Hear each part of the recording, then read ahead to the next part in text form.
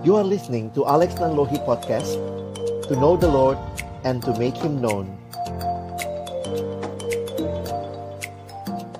Baik Bapak Ibu sekalian, kita berdoa sebelum kita akan membaca merenungkan firman Tuhan.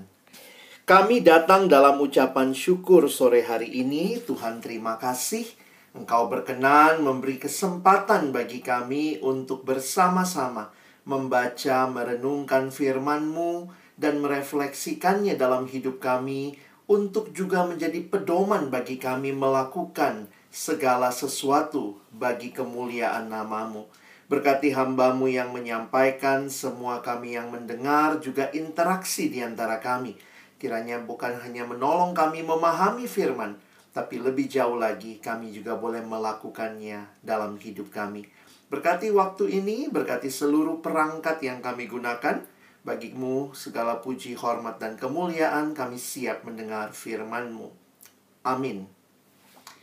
Bapak, Ibu, Saudara yang dikasihi Tuhan, bagian firman Tuhan yang akan melandasi perenungan kita dalam tema yang diberikan kepada kita hari ini adalah, di akhir hidupku, layakkah aku berkata tetelestai. Nah, ini diambil dari Yohanes 19 ayat yang ke-30.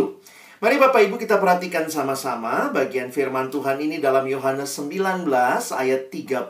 Saya sudah tuliskan di layar sehingga Bapak Ibu bisa mengikuti. Sesudah Yesus meminum anggur asam itu, berkatalah ia, "Sudah selesai." Lalu ia menundukkan kepalanya dan menyerahkan nyawanya. Mungkin Bapak Ibu bertanya, yang mana Pak Pendeta tetelestai? Di dalam bahasa Yunani, kalau Bapak Ibu melihat ya, tetelestai itu diterjemahkan dalam bahasa Indonesia dengan dua kata, yaitu sudah selesai. Nah, itulah artinya tetelestai ya. Dan ini menjadi bagian yang menarik untuk kita perhatikan, karena ini adalah satu dari 7 ucapan perkataan Yesus dari kayu salib. Bapak, Ibu, Saudara, kalau kita sekarang ini lagi dalam minggu-minggu Prapaskah, kita sedang merenungkan apa yang menjadi hal yang dibawa oleh Kristus melalui kehadirannya, yang bukan hanya lahir, itu Natal, tetapi dia juga melayani. Bahkan dia menderita, dia disalib dan bangkit, bahkan naik ke surga. Dan dia janji akan datang kedua kali. Ini menjadi hal yang menarik di dalam gereja Tuhan untuk sama-sama kita memikirkan ya, secara khusus dalam masa Prapaskah ini berkaitan dengan sengsara dan juga kebangkitan Kristus. 7 perkataan Yesus di kayu salib dicatat di dalam Alkitab. Kalau Bapak Ibu perhatikan, gereja menghargai yang disebut 7 ucapan Yesus di kayu salib sebagai penyingkapan pikiran Yesus yang terpendam. Jadi jangan hanya perhatikan kata-katanya, tetapi kalau kita menggalinya, di balik itu kita melihat hal yang sangat mendasar dari apa yang sebenarnya Yesus pikirkan. Satu pun tidak ada yang diucapkan dengan kepahitan ataupun keluh kesah. Wah, Bapak Ibu, waktu saya belajar tentang penyaliban, ternyata penyaliban itu luar biasa mengerikan. Karena orang yang tersalib itu dibiarkan secara sadar pelan-pelan mengalami siksaan. Itu menit demi menit, detik bahkan demi detik, itu sakitnya luar biasa. Karena itu, di dalam tradisi dikatakan begini, biasanya orang yang disalib itu akan memaki-maki orang yang menyalibkan. Karena saking sakitnya, Bapak Ibu Saudara. Tetapi tidak satu pun makian yang kita lihat, yang kita baca di dalam 7 perkataan Yesus dari kayu salib. Satu pun tidak ada yang diucapkan dengan kepahitan ataupun keluh kesah. Masing-masing, kalau nanti pelajari satu-satu ya, mengungkapkan kasihnya yang besar kepada kita, atau tugasnya yang mengerikan. Nah, ini hari ini kita akan lihat ya. Dan dalam menanggung dosa dan kemenangan akhirnya. Nah, kalau Bapak Ibu nanti mempelajari lebih lanjut, kita melihat bahwa Yesus mengucapkan 7 ucapan pendek namun penting di kayu salib, yang secara keseluruhan menyibak tabir salib itu. Memang tidak ada penulis Injil yang mencatat semuanya, ya. Tetapi Matius, Markus masing-masing mencatat satu, ya, atau maksudnya apa yang ada di Matius, di Markus itu salah satu. Lalu 6 yang lainnya, 3 dicatat oleh Lukas dan 3 oleh Yohanes. Jadi 7 semua, ya. Nah, nanti kalau kita perhatikan di mana saja munculnya. Nah, Bapak Ibu bisa lihat, ya. Ucapan pertama dan ucapan terakhir yang ketujuh itu doa, Bapak Ibu, ya. Indah sekali dari kayu salib Yesus berdoa, ya Bapa, ampunilah mereka.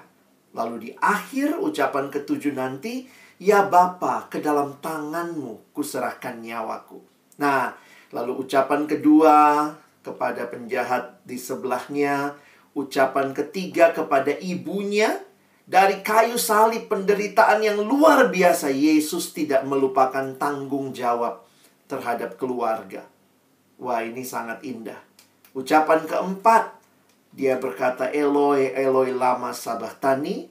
Ucapan kelima, aku haus. Ucapan keenam, nah ini yang kita mau lihat hari ini, ya. Sudah selesai. Dan nanti ucapan ketujuh, kalau Bapak Ibu membaca, adalah doa yang saya katakan tadi. Ya Bapa, ke dalam tanganmu kuserahkan nyawaku. Mari kita lihat ucapan keenam ini. Dan kita coba refleksikan, ya. Ketika Yesus berkata, tetelestai. Wah, yang atas itu tulisan apa? Itu bahasa Yunani, Bapak Ibu, ya. Itu di dalam bahasa Indonesia, karena bahasa Yunani itu menyatu tensisnya dengan katanya, ya. Misalnya, apa sih? Ini ternyata adalah sebuah ungkapan sudah selesai. Nah, apa yang dinyatakan? Kata Yunani tetelestai ini diterjemahkan di bahasa Indonesia sudah selesai. Kata ini sebenarnya kata dasarnya dari kata kerja teleo. Dan teleo ini punya arti mencapai tujuan akhir, menyelesaikan atau juga menjadi sempurna. Jadi waktu Yesus berkata sudah selesai, itu menyatakan bahwa apa yang menjadi tugas yang diberikan kepadanya, tugas yang diemban ketika dia datang ke dalam dunia, itu telah selesai. Telah diselesaikan. Sudah selesai. Nah, nanti kita akan lihat, ya. Di dalam Injil Yohanes, kalau Bapak Ibu juga membaca Yohanes pasal 4, Tuhan Yesus pernah mengatakan kalimat ini. Kata Yesus kepada murid-muridnya ini, ya, yang memberikan dia makan. Makananku ialah melakukan kehendak Dia, maksudnya Bapanya, yang mengutus aku dan menyelesaikan pekerjaannya. Dan apa yang disampaikan, Bapak Ibu lihat, ya, ini Yohanes 4 adalah menyelesaikan pekerjaan yang ditugaskan kepadanya. Dan Yohanes 19 mencatat kalimat itu. Sudah selesai. Di kayu salib, dalam penderitaan yang mungkin kita bisa bayangkan begitu mengerikan. Tetapi ada hal yang Yesus sadar bahwa sudah selesai tugas yang diberikan oleh Bapa kepadanya. Bapak Ibu ingat, ya, Yesus kan tidak datang ke dalam dunia untuk studi banding, lagi praktek lapangan. Tetapi Yesus datang untuk menyelesaikan tugas yang diberikan Bapanya. Injil Matius pasal 1 mencatat dia datang untuk menyelamatkan umatnya dari dosa. Dan karena itulah, kekristenan bahkan sampai hari ini kita memilih salib menjadi simbol kekristenan. Karena di kayu salib itu Kristus menyelesaikan yang menjadi tugas yang diberikan Bapa kepadanya. Seorang teolog bernama Wayne Grudem menjelaskan sebenarnya ada 4 hal yang seharusnya menjadi tujuan akhir manusia berdosa seandainya Yesus tidak datang menebus. Wah, apa itu tujuan akhir kita kalau Yesus tidak datang? Maka kita akan hidup di dalam maut, Bapak Ibu Saudara. Jadi di kayu salib itu, Yesus membebaskan kita dari dosa. Mari kita lihat, ya, kalau kita lihat sekilas bahwa kematian itulah hukuman pelanggaran bagi setiap kita yang berdosa. Lalu karena kita berdosa, harusnya kita menanggung murka Allah. Karena kita berdosa, harusnya kita terpisah dari Allah. Dan karena kita berdosa, maka seharusnya itu menjadi hal yang mengerikan. Karena di dalam dosa digambarkan kita diperbudak. Tetapi ini semua tidak Bapak, Ibu, Saudara, dan saya alami. Kenapa? Karena Yesus datang mengemban tugas dari Bapaknya dan dia menyelesaikannya. Yesus tidak berhenti di tengah jalan. Yesus tidak sekedar awalnya semangat lalu selesai, tetapi dia menyelesaikan sampai akhir.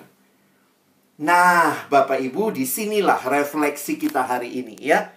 Kalau Yesus sampai akhir menyelesaikan tugasnya yang diberikan Bapa kepadanya, maka pertanyaannya begini. Kalau Yesus bisa bilang tetelestai, maka, di akhir hidupku, layakkah aku juga berkata tetelestai? Nah, Bapak Ibu, ini yang perlu kita sama-sama pikirkan dan renungkan hari ini. Yesus sudah melakukan bagiannya. Dia meninggalkan teladan bagi kita, umatnya, murid-muridnya, supaya kita tidak berhenti setengah jalan, Bapak Ibu. Semangat menyelesaikan sampai akhir, Tuhan juga mau saudara dan saya miliki. Memang tidak mudah, Bapak Ibu ya. Karena perjuangan dalam kehidupan, ya seperti yang Yesus alami. Jalannya bukan jalan tol, tapi jalan salib. Jalan yang penuh pergumulan, penuh penderitaan, tetapi dia melewatinya dengan bergantung kepada Bapaknya. Nah, bagi kita bagaimana sekarang? Mungkin kita juga jadi berpikir, wah, saya kok sombong banget kalau bisa ngomong tetelestai. Wah, sudah selesai semua. Di dalam kebudayaan, seringkali orang punya cara berpikir tentang akhir hidup. Atau cara berpikir tentang menyelesaikan hidup. Beberapa pola pikirnya, misalnya, maaf ya, untuk Bapak Ibu yang mungkin punya anak-anak, lalu merasa, aduh Pak, saya pernah dengar yang cerita gitu. Saya rasanya tuh masih belum ini ya Pak. Aduh masih ada yang nyesek di hati saya. Anak saya satu belum menikah Pak. Saya tuh kalau dia udah menikah udah plong deh. Saya mau dipanggil Tuhan kapan saja. Jadi kayaknya tetelestainya itu kalau semua sudah menikah begitu ya. Ada lagi yang berpikir gini, aduh Pak, ini tanah ini bikin keluarga berantem ini ya. Ini warisan Pak. Jadi kalau ini udah selesai dijual semua dibagi rata, plong, saya sebagai yang paling tua udah tenang. Bapak Ibu, banyak dari kita yang berpikir selesainya hidup kita diukur dari hal-hal yang kita capai menurut apa yang kita pikirkan atau budaya kita pikirkan. Tetapi pertanyaannya, apa sebenarnya yang harus saudara dan saya selesaikan? Nah, di sini perlu perenungan mendalam ya. Saya cuma kasih pengantar hari ini untuk kita boleh terus merenungkan. Apakah yang menjadi tugas utama kita? Bapak, Ibu, Saudara sekalian, Allah memberikan kepada manusia satu tugas yang indah, di mana manusia pada awalnya diciptakan sebagai gambar dan rupa Allah. Jadi kalau kita seringkali mendengar pertanyaan ini, siapakah saya? Wah, manusia selalu berusaha menanyakan pertanyaan ini, siapakah saya? Dan Bapak Ibu lihat ya, ilmu-ilmu dalam dunia berusaha menjawab siapa manusia. Contoh, ilmu ekonomi bilang manusia itu makhluk ekonomi. Semua kegiatannya dimotivasi oleh motif ekonomi. Kenapa kerja? Karena ekonomi kan. Kenapa sekolah? Supaya nanti bisa cari duit. Jadi sebenarnya semua yang menggerakkan manusia adalah ekonomi. Maka tetelestainya adalah kalau semua keekonomian tercapai. Ilmu politik bilang, oh enggak, manusia tuh makhluk politik. Semua yang terjadi, bayangkan kita tuh terikat dengan politik. Mau suka nggak suka, kita terikat dengan politik. Wah, yang satu belajar biologi. Oh tidak, manusia itu makhluk biologi. Wah, dijelaskan lagi. Lalu kemudian yang satu bilang, oh enggak, manusia itu makhluk sosial karena belajarnya ilmu sosial. Sehingga semua sedang berusaha memberikan apa manusia itu. Termasuk bicara arti hidup manusia. Tidak heran, dari pemahaman-pemahaman itu muncullah apa sih artinya hidup sukses. Nah, Bapak Ibu, kita perlu merefleksikan, buat Yesus sukses itu apa ya? Apakah sukses bagi Yesus adalah punya uang yang banyak? Loh, Tuhan Yesus matinya disalib. Di dunia nggak punya apa-apa, Bapak Ibu ya. Kalau kita mencoba melihat hidup Yesus, coba Bapak Ibu audit hidup Yesus, analisa ini orang berhasil apa enggak? Apa yang mengukur keberhasilannya? Kenapa di akhir hidupnya dia bisa bilang tetelestai? Bukankah kita melihat hidup yang sukses saat ini diukur dari apa? Ya, kalau kuliah, sekolah, wah berhasil. Lalu kemudian nanti punya karir yang baik. Lalu duit yang banyak. Lalu kemudian keluarga yang akan hidup damai, happily ever after. Saudara, apakah tidak boleh kita punya keinginan seperti ini? Bright future, masa depan yang cerah. Bapak Ibu, boleh-boleh saja. Tuhan gak anti sama hal-hal ini. Tetapi, mari kita ingat, kalau Bapak Ibu hadir dalam dunia ini, maka harusnya kita tanya tujuan hidup kita dari siapa. Jangan dari ekonomi semata-mata, jangan dari sosial semata-mata, jangan dari politik semata-mata. Tetapi tanyalah kepada yang menciptakan Bapak, Ibu, Saudara, dan saya. Yesus mengatakan selesai, sudah selesai, karena dia tahu tugas yang Bapaknya berikan kepada dia. Dan itu terjadi karena Yesus punya relasi dengan Bapaknya.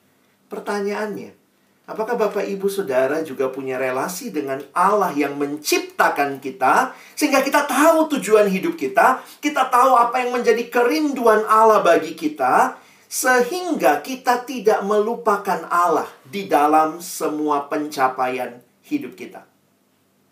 Karena yang bisa memuaskan kita ya cuma Tuhan ya, Bapak Ibu ya. Ada kalimat bahasa Inggris bilang begini, the only one who can truly satisfy the human heart is the one who made it. Jadi siapa yang bisa memuaskan hati kita? Ya cuma Tuhan yang menciptakan hati itu. Karena itu Bapak, Ibu, Saudara, mari kita lihat sama-sama ya. Dalam satu katekisasi atau buku katekisasi yang namanya Westminster Shorter Catechism, ada pertanyaan pertama. Jadi model katekisasinya tuh kayak buku tanya jawab ya. Pertanyaannya begini, what is the chief end of man? Apa tujuan hidup manusia? Lalu jawabannya adalah, itu ada ayat-ayatnya sebenarnya di bawah ya kalau kita gali. Tetapi disimpulkan, tujuan hidup manusia adalah untuk memuliakan Allah dan menikmatinya, menikmati Allah selama-lamanya. Nah, ini mungkin buat Bapak Ibu yang matanya kayak saya ya, kurang awas, ini lebih besar. Man's chief end is to glorify God and to enjoy Him forever. Maka dari aspek inilah saya ingin mengajak Bapak Ibu ketika memasuki masa Prapaskah ini. Apa arti hidup yang bisa berkata sudah selesai? Itu adalah hidup yang mengerti jelas bahwa Tuhan hadir dan Tuhan memimpin hidup kita. Kita punya cerita, dan cerita kita adalah cerita yang di dalamnya kita sedang ada di dalam cerita besarnya Allah. Bapak Ibu, tempatkanlah hidup kita, karir kita, pelayanan kita, keluarga kita di dalam pimpinan Tuhan. Jadi memang kalau orang nanya, apakah kalau saya jadi ini Pak, ya saya banyak ketemu anak SMA Bapak Ibu ya, yang lagi nanya, Kak Alex nanti saya jadi apa ya? Kira-kira Tuhan mau nggak sih saya jadi ini? Tuhan mau nggak sih saya jadi itu? Itu banyak pertanyaan anak sekolah ya. Saya bilang kadang-kadang kita tidak dikasih tahu oleh Tuhan mesti jadi apa. Tetapi yang Tuhan ingatkan, Jadi apapun kamu, dimanapun kamu bekerja, dimanapun kamu melayani, tetaplah hidup dalam relasi dengan aku. Hanya di dalam relasi dengan Tuhanlah kita juga bisa berkata seperti Yesus, sudah selesai. Dan disinilah pentingnya kita terus menikmati persekutuan dengan Tuhan, membaca, merenungkan firman setiap hari, punya hidup berkomunitas yang saling membangun, saling mengingatkan, dan bagi Tuhanlah segala kemuliaan. Jadi Bapak Ibu, kalau kembali menjawab pertanyaan di akhir hidup, layakkah aku berkata tetelestai hanya ketika Bapak Ibu Saudara hidup di dalam Tuhan, hidup bersama Tuhan, maka Bapak Ibu juga akan bisa berkata, Tuhan, inilah yang kau percayakan, aku pakai sepenuhnya bagi kemuliaan-Mu. Kiranya Tuhan menolong kita, bukan hanya jadi pendengar firman, tapi jadi pelaku-pelaku firman-Nya. Amin. Saya kembalikan ke Mbak Naomi. Kalau ada kesempatan kita tanya jawab, saya persilakan. Terima kasih sebelumnya Bang Alex untuk firmannya. Wow, luar biasa banget. Boleh dong Bapak Ibu, kan di situ ada boleh reaction ya. Boleh ya kita kasih reaction tepuk tangan dulu ya buat Bang Alex. Yang di gereja juga boleh kok tepuk tangan buat Bang Alex. Sebelum kita ke tanya jawab. Oke, di sini sebenarnya kalau aku lihat di chatbox masih kosong. Tapi mungkin Bapak Ibu ada yang mau langsung bertanya sama Bang Alex mengenai firman yang tadi telah disampaikan. Boleh langsung raise hand, kemudian menyebutkan nama ya Bapak Ibu. Barangkali ada yang mau bertanya atau berdiskusi dengan Bang Alex gitu. Kalau nggak nanti saya mau tanya sih soalnya. Terima kasih Mbak Omi, terima kasih Pak Alex. Ya, Bu. Ada yang ingin saya tanyakan. Seperti yang tadi Pak Alex sampaikan bahwa kehidupan yang kita jalani saat ini artinya bukan hanya bahwa kehidupan yang saat ini kita terima. Banyak kan orang melihat bahwa keberhasilan kita selama di dunia ini itu adalah tujuannya. Artinya punya segalanya Pak Alex sampaikan. Tapi kalau dari sisi kita sebagai anak Tuhan kan ada satu hal yang penting yang harus kita lakukan. Jadi di akhir hidup kita dapat kita nyatakan bahwa sudah selesai. Nah, yang ingin saya sampaikan selain tadi Pak Alex sudah menjelaskan kepada kami poin apa yang paling penting yang dapat kita lakukan sehingga kehidupan kita ini bisa menjadi berkat dimanapun Tuhan tempatkan. Itu saja Pak. Terima kasih. Terima kasih Ibu. Saya langsung jawab Mbak Naomi. Iya, Bang Alex langsung aja boleh jawab. Nah nanti dicatat ya, nih panitia dapat hadiah kayaknya kalau tanya. Itu Mbak Yuni. Iya. Oke nih. Nah, memang menarik untuk kita perhatikan. Saya kalau bicara sukses, bagi saya sukses yang utama adalah taat sama Tuhan. Kenapa? Karena kalau kita mengukur sukses dari mendapatkan apa, tidak semua orang mendapatkan dalam arti yang dunia dapatkan. Jadi saya pikir kita harus bisa melihat ada hal yang lebih mendasar daripada sekadar mendapatkan apa. Bukan berarti tidak boleh mendapatkan apa. Ingat perumpamaan talenta. Yang punya 5 harus mengembangkan 5. Nah ini yang saya harus katakan ya Bapak Ibu. Kadang-kadang gini ya. Kesannya yang dapat visi dari Tuhan itu yang bapaknya yang kerja. Ibunya yang di rumah tangga tuh kayaknya, wah ini mah wes nggak ada apa-apanya ini ya. Nggak begitu. Ibu rumah tangga punya bagian yang Tuhan percayakan. Mungkin ya kayak talenta, bapak mungkin dikasih 5 ya kembangkan 5. Ibu dikasih 2 ya kembangkan 2. Tetapi setiap orang harus mengembangkan apa yang menjadi karunia yang Tuhan berikan. Dan lebih penting lagi adalah kesetiaan dan ketaatan. Ngapain kita kaya raya di dunia, tetapi cara mendapatkannya korupsi? Bagi saya bukan itu. Banyak orang mungkin ya, kita tidak mau menghakimi. Dia bisa nyumbang besar bagi pelayanan. Tetapi, kalau itu dari hasil korupsi, mungkin di dunia dia akan dimuliakan, dikasih posisi karena banyak sumbangannya. Tetapi bukan itu ukuran keberhasilan. Saya selalu lihat Yesus. Apa keberhasilannya? Dia taat kepada kehendak Bapaknya. Yesus nggak punya rumah, Bapak Ibu ya. Kalau kita lihat-lihat gitu, dia bilang nggak ada tempat menaruh kepala. Jadi, kalau kita bilang kita berhasil, nah ini budaya kita ya, membuat kita memang berhasil itu kalau punya rumah, orang tua warisin ke anak, punya warisan. Padahal habis orang tua pergi, anak berantem gitu ya, bukannya ngewarisin. Jadi, jangan lupa, ketaatan kepada Tuhan, hidup di dalam Tuhan, itulah sebenarnya warisan terbesar yang harusnya kita miliki dan kita teruskan kepada anak-anak kita. Kalau Bapak Ibu dikasih uang yang banyak ya, karena mungkin pekerjaan atau hasil atau mungkin punya tanah yang besar, maka ingat, tetap pakailah itu dengan baik di dalam takut akan Tuhan dan dalam ketaatan kepada Tuhan. Itu yang namanya berhasil. Kira-kira begitu ya, Bu. Oke. Thank you jawabannya Bang Alex. Jadi kalau saya boleh simpulkan, ketaatan ya Bang Alex ya yang boleh jadi bekal utama kita untuk bisa in the end bilang tetelestai. Tapi kan saya boleh tanya ya, kalau gitu sekalian saya boleh tanya nggak sih? Silakan. Ya. Berhubung ini belum ada yang tanya, jadi saya mau tanya ke Bang Alex nih, personal question. Tadi menarik tentang ketaatan.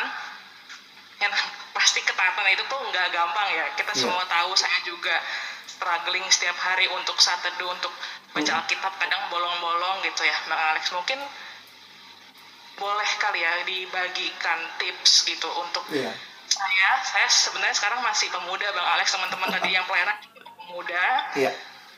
Tapi gimana sih caranya kita bisa menjaga ketaatan tersebut? Karena memang kalau diomongin di mulut tuh gampang ya, lo harus taat sama Tuhan Yesus setiap hari baca Alkitab, tapi kan pada kenyataannya enggak. Mungkin boleh di-sharing Alex tips atau gimana sih caranya kita tetap bisa taat terus bukan yang kayak anggot-anggotan gitu, tapi artinya taatnya itu adalah taat yang sungguh-sungguh gitu. Karena kadang saya juga ngerasa bahwa ini udah taat beneran atau cuma taat-taatan doang gitu ya kan. Iya. Itu pertanyaan saya Bang Alex. Saya dapat 100.000 ya Mbak Yuni. Iya, terima kasih Mbak Naomi. Menarik untuk diperhatikan begini ya. Ketaatan itu bukan pencapaian, tetapi proses. Jadi, termasuk sama ya, kesetiaan. Jadi di dalam mengikut Tuhan itu sebuah perjalanan hari ke hari. Ada jatuhnya, ada bangunnya, ada jatuh bangun. Tetapi kita tetap di dalam pimpinan Tuhan. Bagi saya, waktu memperhatikan hal seperti itu jadi menarik gitu ya. Karena kekristenan ini bicara realnya. Kita manusia berdosa yang masih bisa gagal. Tetapi Tuhan memberi kesempatan kita balik kepada Dia. Gereja kita, ya, karena saya pikir saya GPIB, Bapak Ibu Saudara GKJ, selalu ada pengakuan dosa tiap minggu. Apa sih maksudnya? Pengakuan dosa itu mengingatkan bahwa kita masih mungkin berdosa, tetapi Tuhan memberi kesempatan kita untuk balik dan bertobat. Nah, jadi kalau kita bicara setia, bisa nggak sih kita bilang orang ini setia? Hari ini dia datang, bisa dibilang setia? Oh, tunggu dulu, besok masih datang nggak? Wah, besok datang juga, sudah bisa dibilang setia? Minggu depan dia datang, bisa kita bilang setia? Ya nggak bisa juga, tunggu dulu, habis minggu depan masih datang nggak? Setahun dia datang terus, 2 tahun dia datang terus. Kita sudah bisa bilang setia? Setia itu diukurnya nanti di akhirnya. Dan itu ukurannya bukan kita, tapi Tuhan. Nah, itu yang mengajak bagi saya adalah begini. Maka Bapak Ibu, jadikanlah ini perjalanan iman kita ya. Nikmatilah perjalanan iman. Dan ingat Tuhan kasih 3 hal ya. Mungkin sebagai penutup dari saya, 3 hal ini. Yang pertama, Tuhan kasih Roh Kudus. Itu hadir dan menyertai kita. Jadi kalau ada suara hati yang dipimpin Roh Kudus, ayo balik lagi, ya udah jangan keraskan hati. Yang kedua, Tuhan kasih firman. Firman itu pelita bagi kaki kita, terang bagi jalan kita. Saya pernah tanya sama adik bimbingan saya, siapa yang butuh saat teduh? Kamu atau Tuhan? Kalau kamu nggak saat teduh, yang rugi kamu atau Tuhan? Saya sih, Kak. Nah, miliki pemahaman bahwa saya yang butuh Tuhan. Karena itu saya akan berjuang dalam perjalanan mencari Tuhan. Dan ketiga, Tuhan kasih kita komunitas. Makanya di dalam komunitas saling membangun, saling menegur, saling mengingatkan. Jangan jauhkan diri dari persekutuan-persekutuan ibadah kita. Nah, jadi kiranya tidak masalah orang muda saja, orang tua juga, semua kita sedang dalam perjalanan mengikut Tuhan. Dan mari kita setia. Dan itu setianya sampai akhir. Oke, thank you Bang Alex. Bang Alex ini masih luar biasa loh. Sama seperti kurang lebih 8 tahun lalu pertama kali dengerin Bang Alex khotbah di KKR Siswa. Wah. Ini masih luar biasa nih jawabannya. Nah, thank you Bang Alex buat Sama-sama. jawabannya. Mungkin Bapak Ibu ada lagi yang pertanyaannya masih bikin penasaran, pengen ditanyain, langsung ketik aja di chat atau boleh raise hand. Nah, ini sebenarnya ada pertanyaan Bang Alex, cuma nanti ini sebagai kesimpulan aja ya sekalian nanti. Nah, ini kayak lebih kesimpulan sih. Mungkin yang lain dulu yang mau bertanya, dipersilakan loh Bapak Ibu. Selagi masih gratis bertanya, nggak bayar, malah dapat hadiah. Ayo, ada yang mau raise hand nggak? Nih, mungkin teman-teman di samping kiri saya, pemuda, ada yang mau bertanya? Pak siapa tadi, Bu? Pak Suwarso. Pak Suwarso. Monggo Pak Suwarso.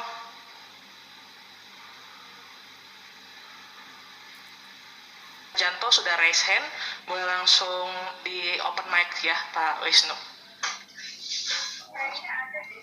Baik, Mbak Naomi, makasih. Pak Alex, saya mau tanya. Iya. Tadi terkait dengan Tetelestai ya Pak. Iya. Kalau Tuhan Yesus sudah menjadi teladan yang sempurna buat kita, Iya. dan itu tidak akan terbantahkan.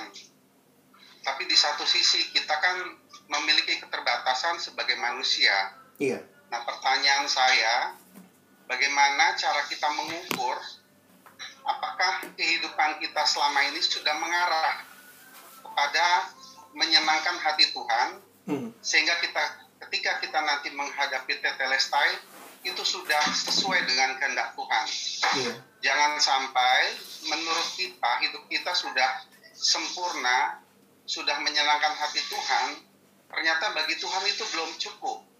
Nah, ini bagaimana Pak untuk mengukur, untuk mengetahui apakah sesungguhnya hidup kita sudah sesuai dengan kehendak Tuhan. Terima kasih Pak Alex. Baik Pak, terima kasih pertanyaannya.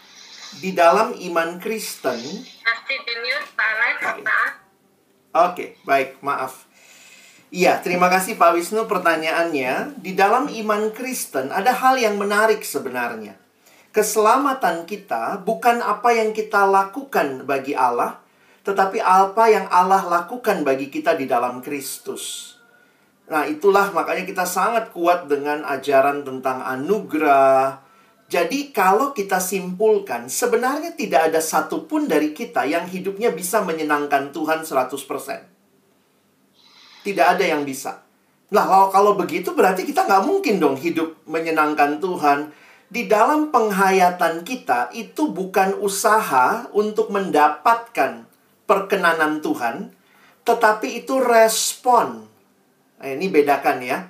Jadi bagi orang Kristen, hidup menyenangkan Tuhan bukan cara supaya diterima Tuhan, tetapi respon karena sudah diterima Tuhan. Nah, ini yang mesti kita bedakan. Jadi jangan ketakutan, hai orang-orang Kristen, jangan ketakutan, aduh nanti kayaknya Tuhan nggak terima saya.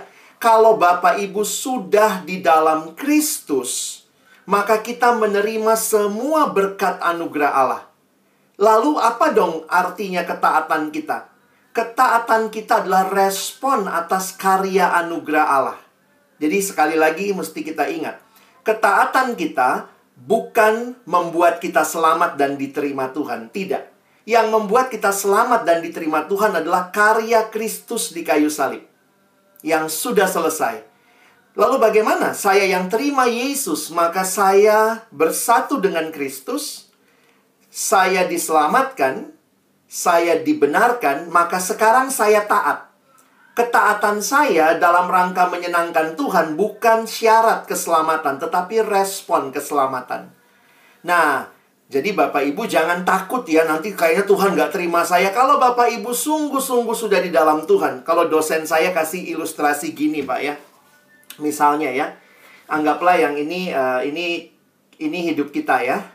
Ini Yesus gitu ya, maaf ini lebih besar. Maka waktu saya ada di dalam Kristus, maka Allah menerima saya bukan karena kebenaran saya, tapi karena kebenaran Kristus. Allah melihat Kristus. Nah, jadi secara teologis memang orang Kristen itu pede. Pasti diterima Allah, pasti. Kenapa? Karena Yesus yang menjamin. Tetapi bagaimana menghidupi hidup yang sudah diterima Allah? Nah, disitulah kita jadi orang yang taat, mengasihi Tuhan sebagai respon karena kita sudah diselamatkan. Nah, mungkin itu prinsip utamanya, Pak. Nah, itu yang perlu kita bawa dalam hidup. Makanya pada akhir hidup, ya nanti Tuhan yang akan menilai sebenarnya hidup kita. Tapi kita semua sudah diterima Kristus, diterima Allah karena kita ada di dalam Kristus. Mungkin seperti itu? Ya. Oke, terima kasih Pak Wisnu dan juga terima kasih Bang Alex atas jawabannya. Ini ada yang menyapa Pak Alex nih di chat box. Sepertinya dari Pak Kemat. Mungkin Pak Kemat mau bertanya. Kalau mau bertanya boleh langsung open mic-nya. Kalau mungkin belum mau bertanya, saya akan lanjutkan ke pertanyaan yang terakhir nih, karena kita udah mendekati jam 6, udah deadline katanya. Oh iya. Oh, ada nih Pak Agung ternyata. Tadi. Baik, terima kasih Mbak Omi. Selamat sore. Alex. Ada sebuah peristiwa yang bersamaan dengan tetelestainya Tuhan Yesus ya, yang cukup kontroversial kalau menurut saya, dan itu menjadi sebuah sebuah pertanyaan yang menggelitik juga bagi saya khusus secara pribadi, yaitu peristiwa salah satu penjahat yang ada di samping Yesus ketika disalib. Nah, dia juga mendapatkan sebuah tetelestai yang saya kira cukup kontroversial karena selama masa hidupnya menjadi penjahat, kemudian ternyata ketika mengakui bahwa Yesus adalah Raja dan juga percaya bahwa dia ketika Raja akan datang, dia minta diselamatkan, dan pada saat itu juga direspon oleh Yesus. Nah, mungkin kalau boleh milih itu saya pilihnya yang itu lah, kayaknya pada saat akhir gitu ya. Iya Pak. Jadi ya pertanyaan menggelitiknya, sebetulnya peristiwa itu secara alkitabiah itu bisa bisa dijelaskan seperti apa, Bang Alex, supaya saya bisa memahami, supaya karena seperti yang dipertanyakan Pak Wisnu tadi juga, kadang-kadang kita kan selalu giat nih, tapi belum tentu harapan itu seperti apa yang diharapkan Yesus tadi sudah. Karena peristiwa yang kontroversial tadi secara alkitabiah itu pemahamannya seperti apa itu, kira-kira seperti itu pertanyaannya. Pak Alex. Terima kasih. Terima kasih Pak. Nah, kalau boleh milih kita maunya begitu ya, jahat-jahat aja hidupnya, ntar di akhir baik gitu. Iya.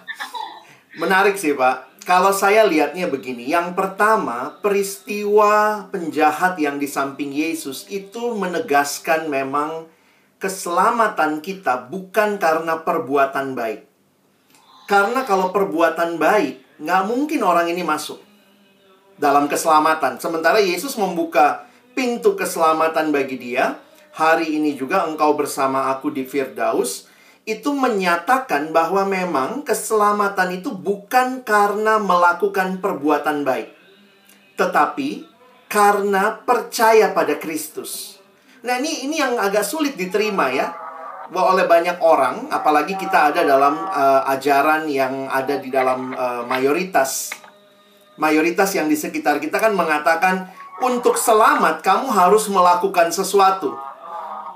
Tetapi peristiwa di kayu salib justru membuat kita sadar, bukan apa yang kita lakukan yang menyelamatkan, tetapi apa yang Kristus lakukan. Sehingga siapa yang percaya kepada apa yang Kristus lakukan, dia selamat. Itu Yohanes 3 ayat 16. Yohanes 3:16, karena begitu besar kasih Allah akan dunia ini, sehingga Ia telah mengaruniakan anak yang tunggal, supaya setiap orang yang percaya. Makanya kekristenan tuh kayak gampang banget ya, percaya saja. Itu yang pertama. Peristiwa itu menegaskan bahwa anugerah itu memang benar. Yang kedua, sebenarnya peristiwa itu mengingatkan kita, ini bukan teladan ya Pak.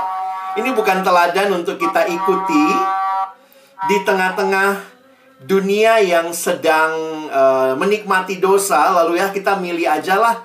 Kan yang penting akhirnya. Nah, syukur-syukur kalau akhirnya begitu ya. Justru ada kalimat di dalam Alkitab.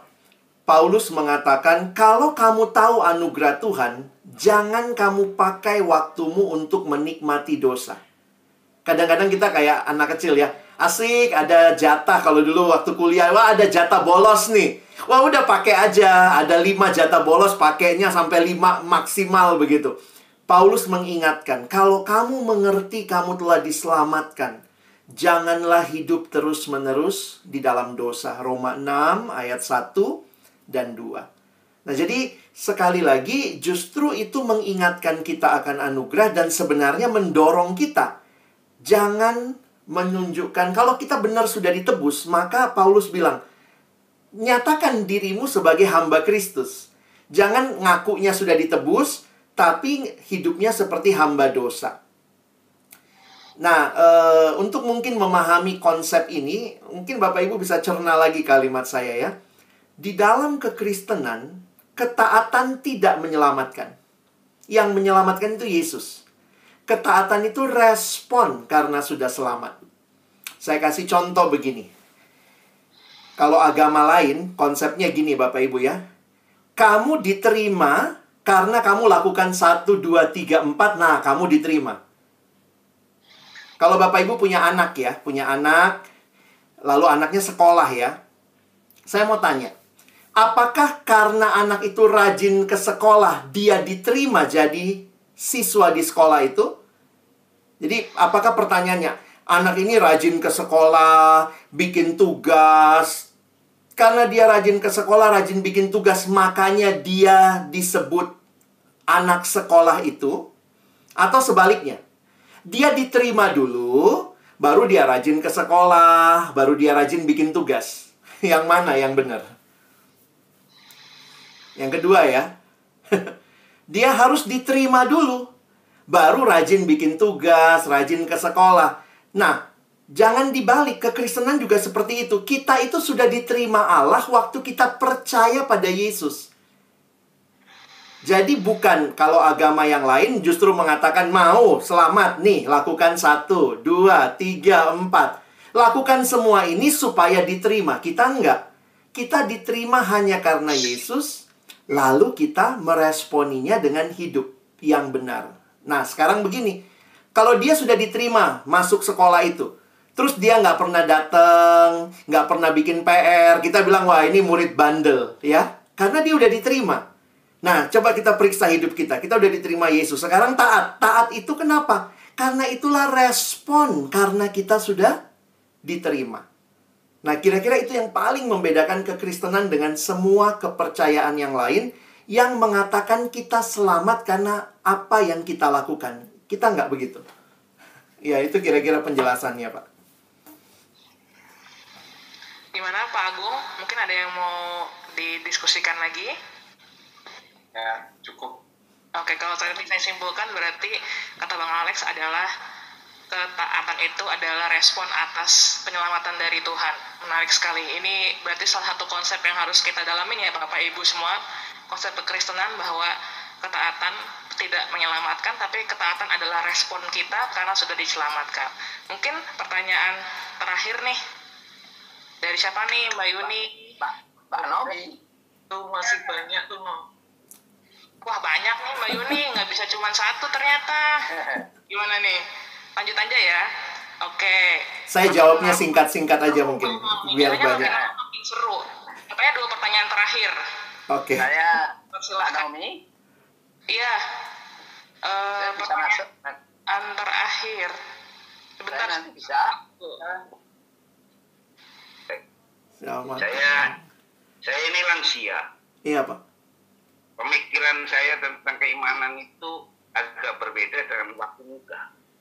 Kalau waktu muda iya, apa semangat sekali tentang begitu tua ada pergumulan. Melalui liturgi di gereja saja sudah menimbulkan pergumulan. Kita kan punya pengakuan iman rasuli ya Pak. Iya, Pak. Dan itu kita imani ya, karena itu pengakuan iman. Iya. Di sana ada kata-kata dan akan datang dari sana untuk menghakimi orang yang hidup dan yang mati. Saya mau bertanya pertama, kita termasuk di dalamnya enggak Pak? Iya ya. Iya, kita masuk tentunya ya.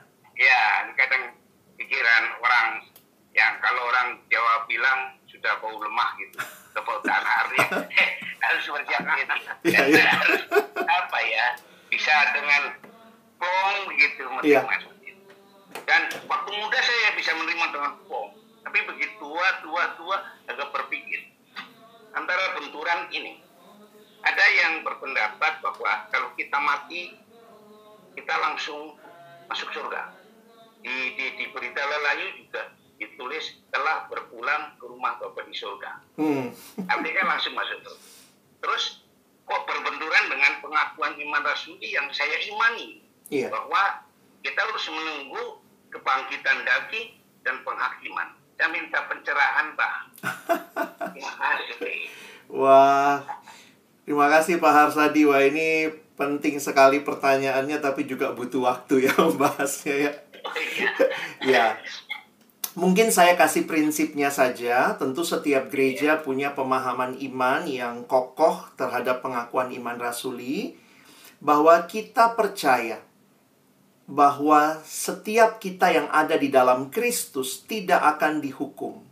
Itu ada di dalam Roma 8 ayat 1. Tetapi lalu kalau nggak bakal dihukum, kenapa ada penghakiman?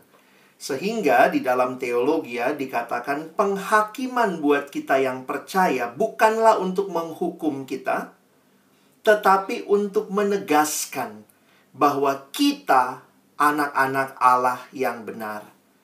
Dan sesudah itu, di dalam anugerah Tuhan, kita percaya kita akan hidup dalam hidup yang kekal. Jadi jangan takut dengan penghakiman, karena itu justru sebuah kesempatan yang Tuhan berikan untuk menegaskan kamu anak-anakku. Jadi itu jadi kekuatan. Lalu bagaimana? Waktu meninggal, apakah langsung atau nanti tunggu kebangkitan? Ada urutannya. Urutannya pakai aja pengakuan iman rasuli, karena itu pengakuan kita. Ya, pengakuan kita adalah aku percaya pada gereja yang kudus dan persekutuan orang kudus, pengampunan dosa, kebangkitan daging, dan hidup yang kekal. Jadi kita sebenarnya semua nantinya akan mengalami kebangkitan dan masuk dalam hidup yang kekal. Nah, tetapi kan dalam kalimat pastoral, kalau kita ada yang meninggal, masa kita bilang, dia nanti akan bangkit, ini lagi tunggu begitu ya, nggak enak ya Pak. Jadi memang secara pastoral kita menerima istilah telah bersama Bapa di sorga. Kita meyakini bahwa semua orang yang meninggal ada di dalam Kristus, tetapi memang masih menunggu kebangkitan.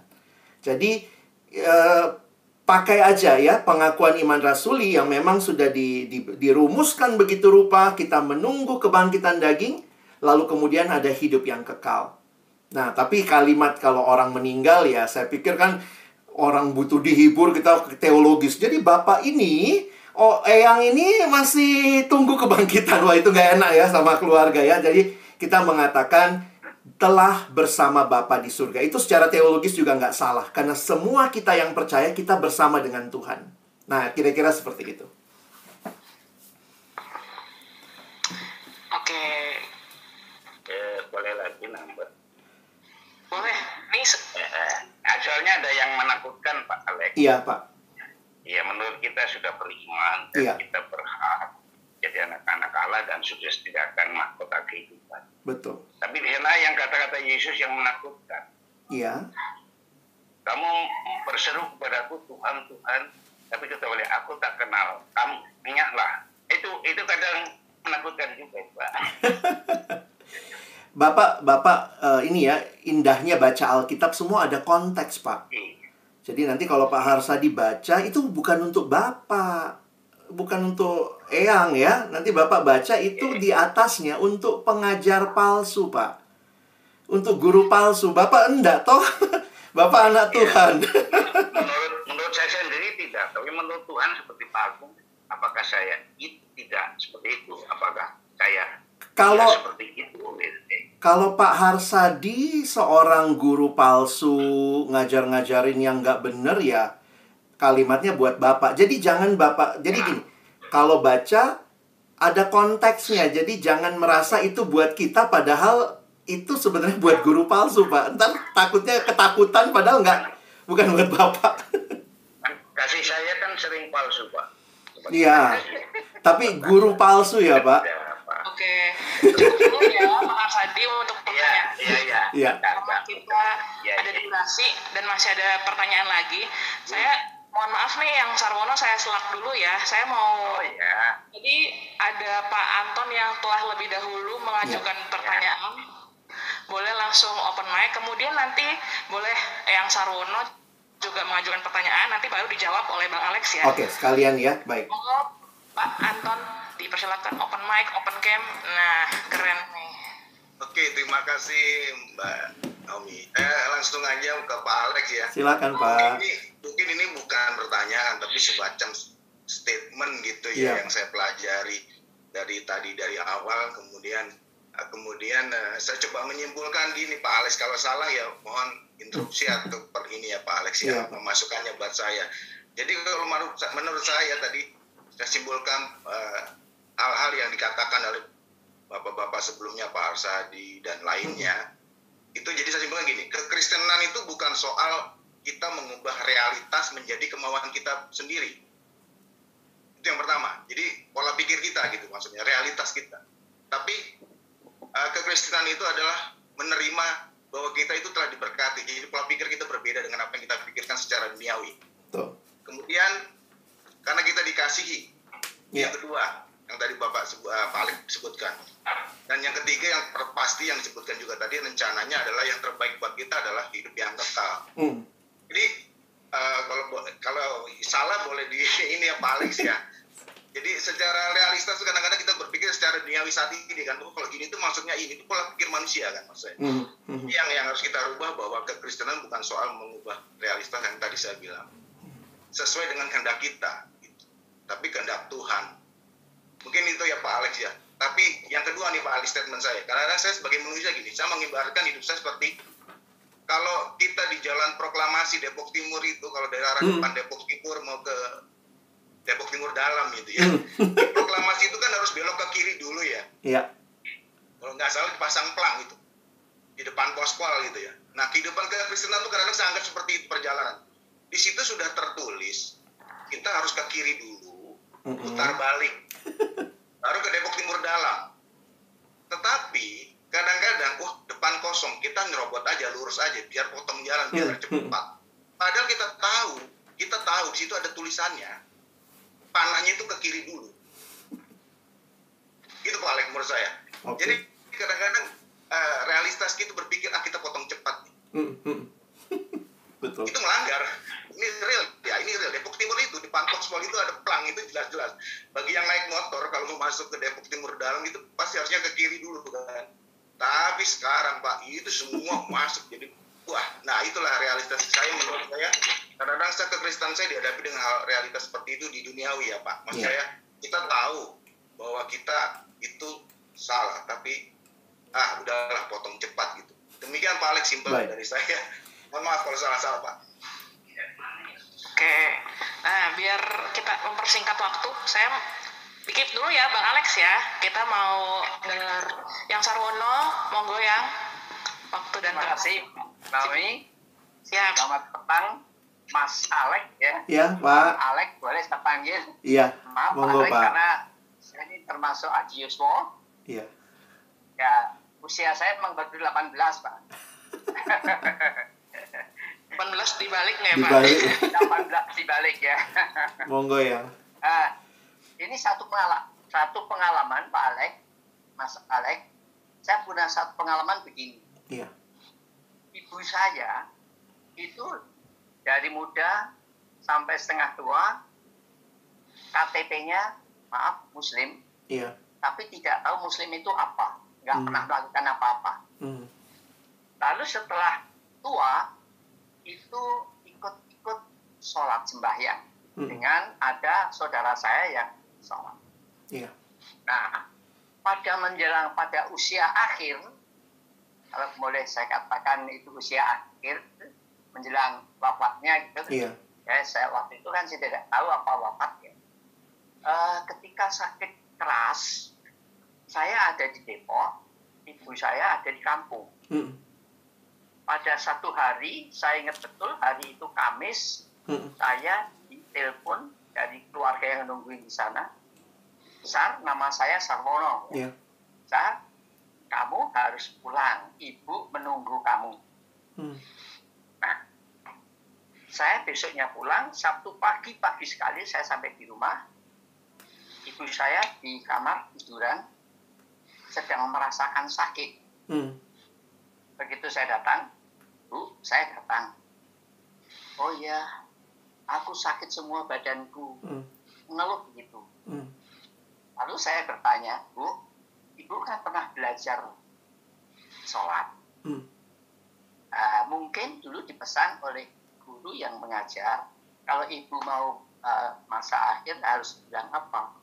Saya tidak dikasih tahu apa-apa. Lalu ini saya lalu ingat tadi yang ditanyakan Pak Agung tadi, yang disalib. Saya ingat itu, spontan saya sampaikan pada Ibu. Ibu, apa Ibu mau ikut saya, mengikuti saya ikut Tuhan Yesus? Mau. Ibu saya menjawab mau. Ayo Bu, berdoa. Lalu saya lakukan berdoa. Di dalam doa saya memohon pada Tuhan Yesus, kiranya ibu saya boleh diterima ikut Tuhan Yesus. Jadi kira-kira intinya seperti itu, Pak. Nah, begitu saya amin, saya merasa enak. Bagaimana Bu? Ya aku saya itu udah enak, nggak sakit. Nah, sudah itu baru saya panggil saudara-saudara yang lain. Tadinya saya cuma berdua Ibu, lalu keluarga saya panggil, ayo kita berdoa lagi. Nah, di dalam doa saya ini, kembali saya menyerahkan itu kepada Tuhan Yesus dan memohon, kalau Tuhan kasih ibu saya masih boleh hidup di dunia ini, tolong diberi sehat. Tapi kalau sudah waktunya Tuhan memanggil, tolonglah dipanggil dengan benar. Amin. Nah, ibu saya begitu ini sudah enak. Saya tanya, Ibu mau minum?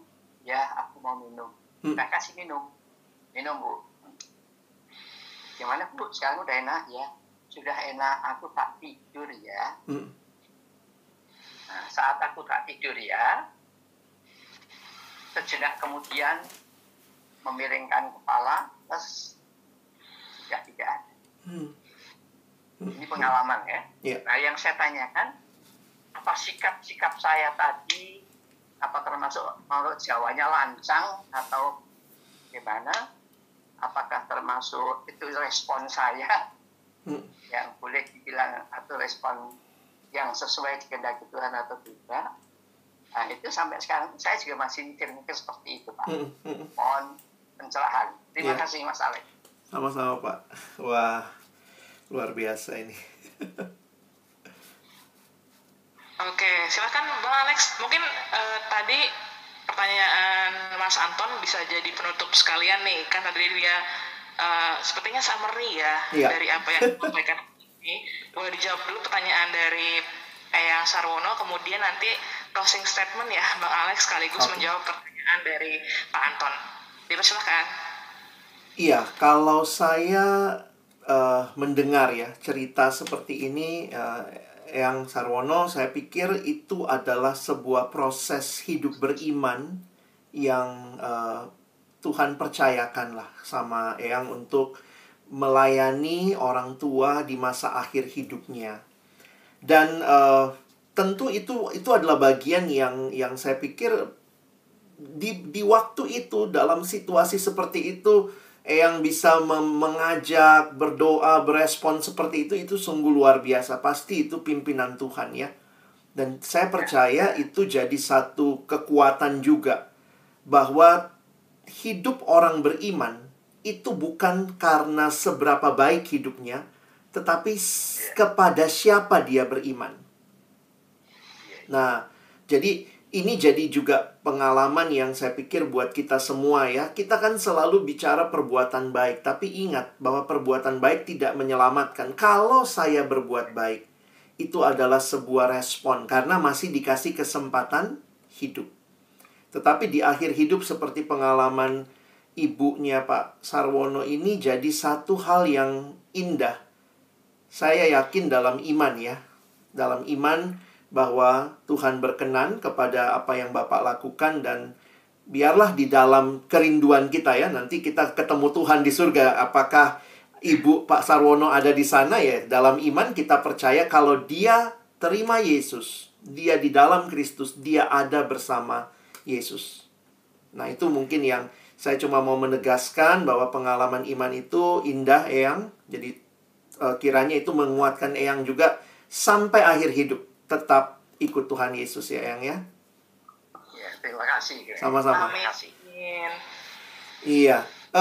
Pak Anton, saya pikir saya nggak usah tanggapin ya. Bapak udah nyimpulin dengan baik.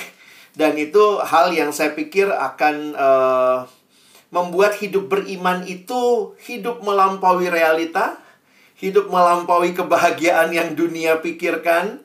Dan memang iya, saya waktu lihat salib, saya selalu mikir gitu ya, kenapa Kristen ini lambangnya salib? Tuhan Yesus itu kan apa ya? Tukang kayu. Kenapa kita nggak gergaji gitu ya? Bagus, di atas gereja kita ada gergaji. Kamu berani, sini tak gergaji kamu ya. Tapi Tuhan, kekristenan gereja memilih simbol salib. Nah, tidak heran juga saya pikir ketika kita merenungkan masa Prapaskah ini, kiranya kita bisa melihat apa yang terjadi di salib itu, dan itu menjadi pengalaman iman kita. Yesus pernah berkata, bukan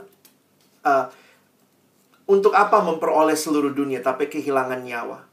Nah, di situ saya melihat pentingnya hidup beriman dan ketaatan untuk kita sampai ke tetelestai. Saya di akhir mungkin juga meneguhkan apa yang disimpulkan Pak Adi tadi. Terima kasih Pak Adi. Kesimpulannya saya pikir tepat menyuarakan apa yang ingin saya sampaikan ya. Jadi mungkin kalau kita baca kesimpulan Pak Adi tadi, tetelestai adalah gambaran keteladanan dari sebuah ketaatan tuntas, memberi yang terbaik dari tugas tanggung jawab yang dipercayakannya pada kita, baik sebagai pelajar, pekerja, ibu rumah tangga, maupun pengurus aktivis gereja. Saya pikir itu menjadi kesimpulan saya juga sore ini. Terima kasih Bapak Ibu sekalian. Tuhan Yesus memberkati. Oke, wow, luar biasa sekali sore hari ini. Banyak sekali pertanyaan yang masuk. Bahkan tadi ada yang mau tanya, tapi ternyata karena keterbatasan waktu, jadi kita belum bisa jawab. Tapi terima kasih Bapak Ibu jemaat sekalian yang sudah sangat luar biasa sore hari ini, antusias. Terus juga saya juga terima kasih nih buat Bang Alex yang udah menyampaikan firman pada hari ini. Boleh Bapak Ibu di bawah itu kita bisa klik reaction, klik dulu clap hand. Clap hand yuk, boleh yang banyak, selagi gratis. Teman-teman yang di gereja juga boleh tepuk tangan buat Bang Alex, karena kita juga dengerin dari sini, luar biasa sekali. Oke, jadi kalau tadi saya boleh rangkum sedikit, mungkin hidup kita ini tuh sebenarnya adalah bagaimana kita bisa meresponi keselamatan dari Tuhan. Maka dari itu jangan pernah berhenti untuk terus berusaha dan berupaya supaya nanti di akhir hidup kita bisa berkata tetelestai atau sudah selesai. Bang Alex, untuk menutup acara kita pada malam hari ini, mungkin boleh dengan kasih aku mohon untuk berdoa penutup. Baik. Bapak Ibu sekalian, mari kita berdoa. Tuhan, terima kasih banyak untuk kebenaran firman, juga diskusi kami. Kelihatan dengan jelas betapa kami rindu Tuhan untuk terus hidup hingga akhir. Seperti Kristus boleh berkata, Tetelestai. Terima kasih untuk Bapak Ibu sekalian yang mengikuti. Terima kasih untuk Mbak Naomi yang boleh juga memandu kami. Dan kami bersyukur untuk sesi ini. Berkati sukacita kami selanjutnya di dalam kebersamaan kami. Dalam nama Yesus kami menutup firman-Mu sore ini. Amin. Amin.